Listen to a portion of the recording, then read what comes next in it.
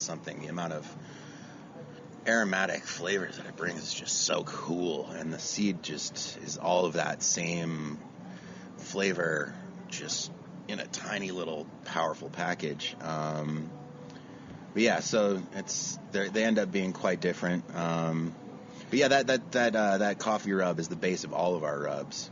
In the kitchen we call it base rub. If I eventually start marketing it and selling it, I'll have to come up with a better name than that. But well, what brisket are you starting off with? We're starting off with natural primes from a company called Revere. As in Paul? Yes, but they were a genetics company, cattle genetics company in southern Minnesota since the late 1800s. They've been around for a really long time. But they were exclusively selling genetics, so semen and breeding stock for most of that time. That's right up Chris's alley. Word, nice. Yeah, breed stock.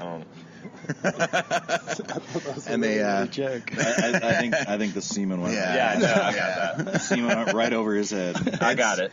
Whenever Just I not talk, acknowledging it. when people want to talk about where our brisket comes from, and I start talking about semen, they get very confused very quickly. Well, but you talk about that. The 44 Farms in Texas is basically the same thing.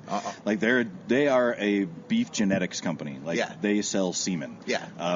The sort of byproduct is like they have a bunch of cows and heifers and some bulls that they can sell off. I love. What's the going price on those these days?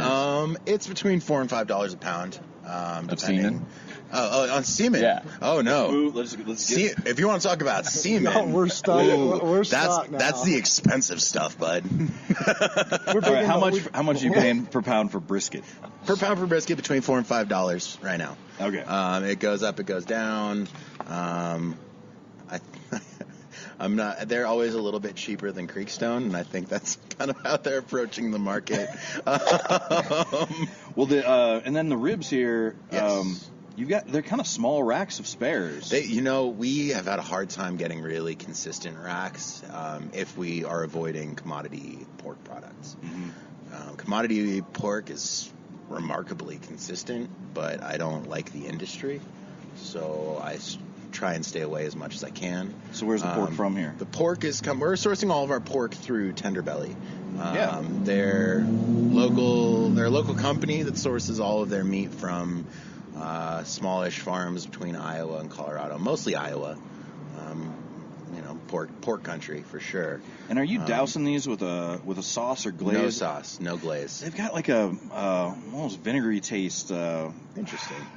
I gotta taste one now. Something bright. This is barbecue ASMR, by the way, and it's the straight 5-spice. 5-spice. Yep.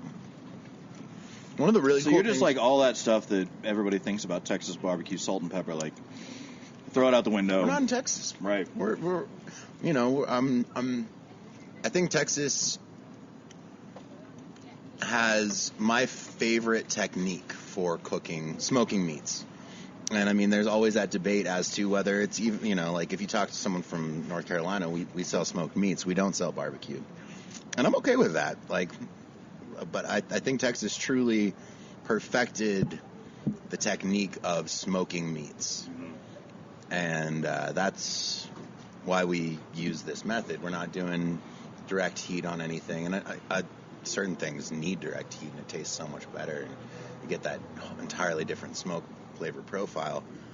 But it's just great eating around this tray and having, because of the different rubs you're using, really getting a different flavor from everything. So the pork does have a little bit of vinegar sauce. The pork we do a traditional pepper sauce. Mm-hmm. It's red pepper, black pepper, apple cider vinegar, salt, and brown sugar, and that's it. And we rub it with salt, and that is it. We don't do a Texas rub on it at all.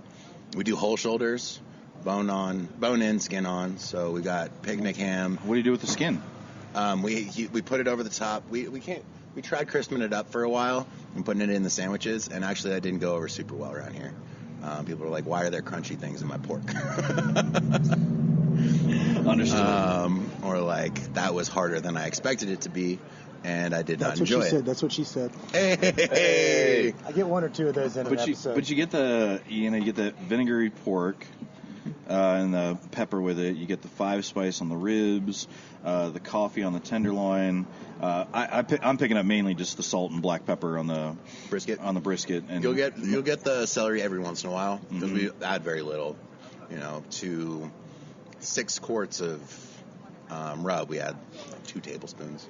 But I feel like the sides are really lonely over here. Oh, yeah. Oh, you didn't even get the mac and cheese yet. Not yet. Or the beans. Oh, I was going to ask you that. So, Yeah. like, for someone that travels around, Daniel, that eats a lot of these foods, and you get these, like, gorgeous spreads for lunch, like, for those that follow him at BBQ Snob, like, can you polish off that whole thing every time? Like, obviously, it's fit for a king. How do you do it? Invite friends. Oh, hey, what's up?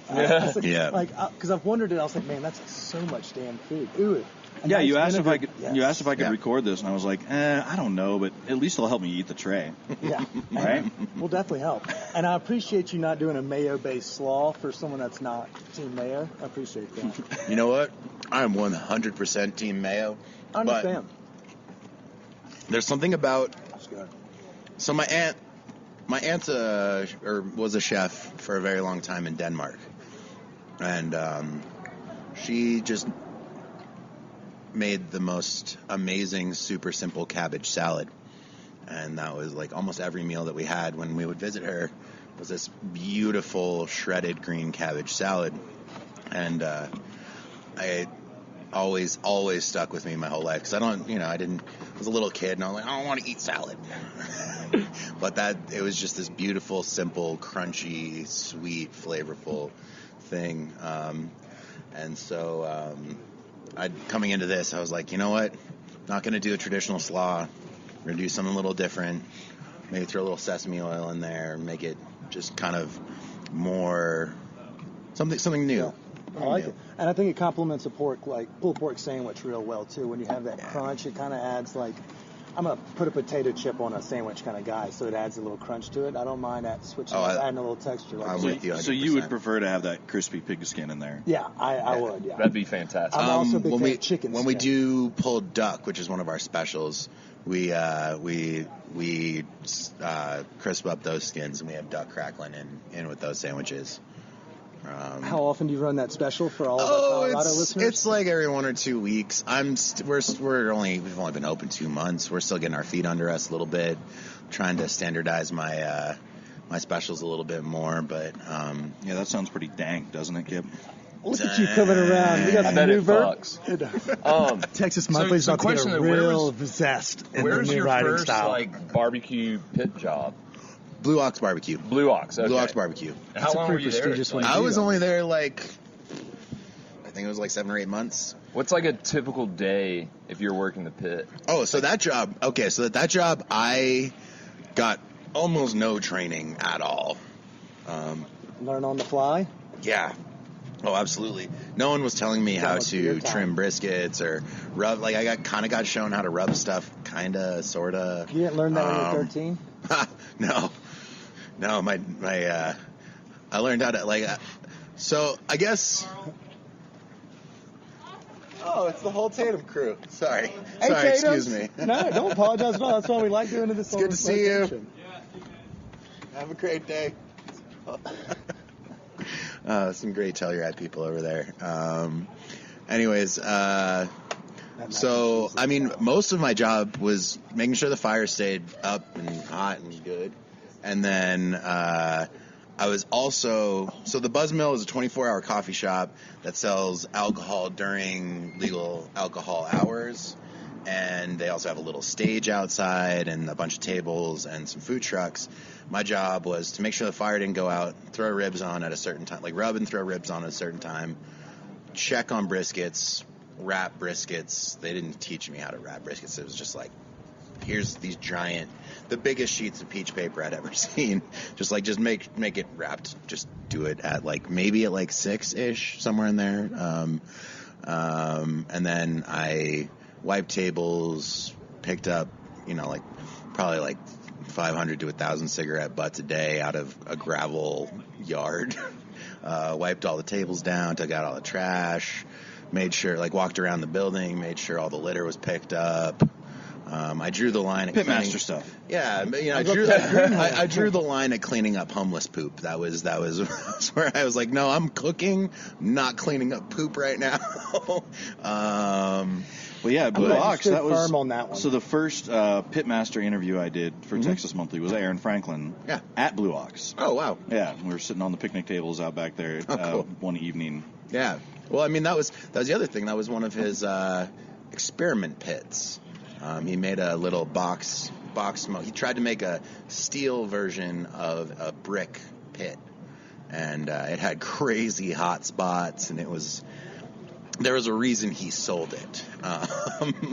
But of course, when I was working there, everyone was telling me, "Oh no, this was like the pit that he made to start the restaurant. Aaron Franklin's this pit. was his first pit." And it's like Robert anyways, I worked my way up through that a little bit. I ended up serving, they ended up putting me on crazy shifts where I would close the food truck serving and then work the overnight shift after that. And so you made some really good friends when you got that job. Huh? I actually did make some really good friends. This guy, Ben Lambert, who still works at Franklin, I ended up actually getting him to come over to work with us at Franklin. So you left Blue Ox and went to Franklin? The Johnson boys from Millscale, yeah. Mm-hmm. Travis Kaiser, who got me the job at Franklin.